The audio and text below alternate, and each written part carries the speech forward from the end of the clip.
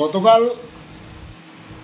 আমাদের কাছে একটি কমপ্লেন আছে যে ময়না পঞ্চায়েত সমিতির আন্ডারে এবছর অনেকগুলি সাবমার্সিবল প্রায় 52টা সাবমার্সিবলে টেন্ডার হয়েছে এবং প্রত্যেক পঞ্চায়েত সমিতির সদস্যরা একটি করে সাবমার্সিবলের কোটা ছিল, অর্থাৎ তারা প্ল্যানে জমা দিয়েছিল, সেটি পাস হয়েছে এবং সেটি অর্থাৎ ওয়ার্ক অর্ডারও পেয়েছে।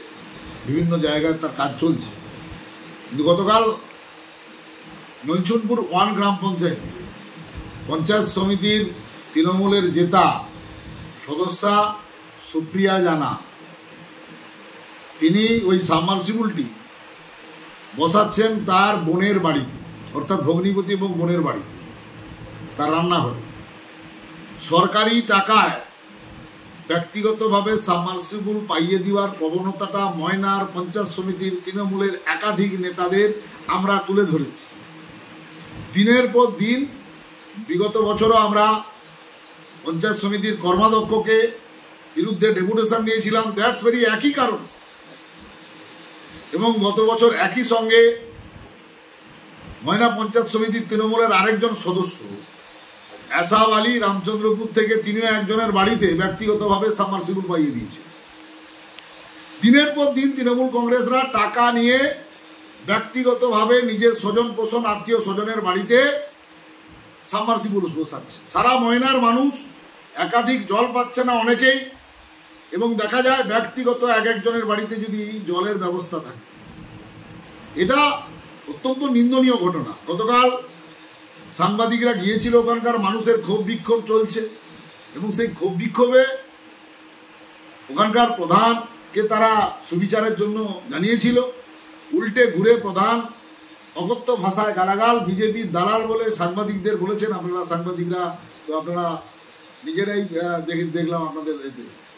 এবং মানুষ, সাধারণ মানুষ, একজন গ্রাম পঞ্চায়েতের প্রধান, তিনি সবাইয়ের প্রধান, বিজেপিরও প্রধান, পঞ্চায়েতের যারা তিনি আছেন সিপিএমেরও প্রধান, তৃণমূলেরও প্রধান। গতকাল তার যে মুখের ভাষা, আমি জানি না, অত্যন্ত দুঃখজনক ঘটনা।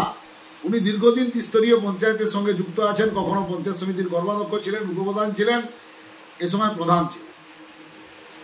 দীর্ঘদিন প্রায় 20 বছর ধরে উনি ত্রিস্তরীয় পঞ্চায়েতের সঙ্গে যুক্ত, মানুষের সঙ্গে যুক্ত। গতকাল দুঃখজনক ঘটনা, ওনার মুখের যে ভাষা,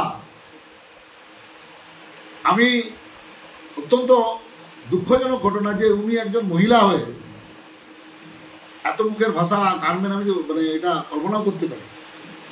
তিনি সাংবাদিকদের বলেছেন যে বিজেপির পা চাটা কুত্তা। এবং আমি তো, উনি যেহেতু মহিলা অগ্রজ, উনি আমার দিদির মতো, আমরা বিরোধী দল হলেও শালীনতা বোধ আমাদের মধ্যে আছে। মহিলাদের প্রতি আমাদের শ্রদ্ধা, স্নেহ, এবং আমরা তাদেরকে শ্রদ্ধা করি। ওনার প্রতি আমাদের অন্তত খারাপ কথাটা মুখ থেকে বেরোবে না।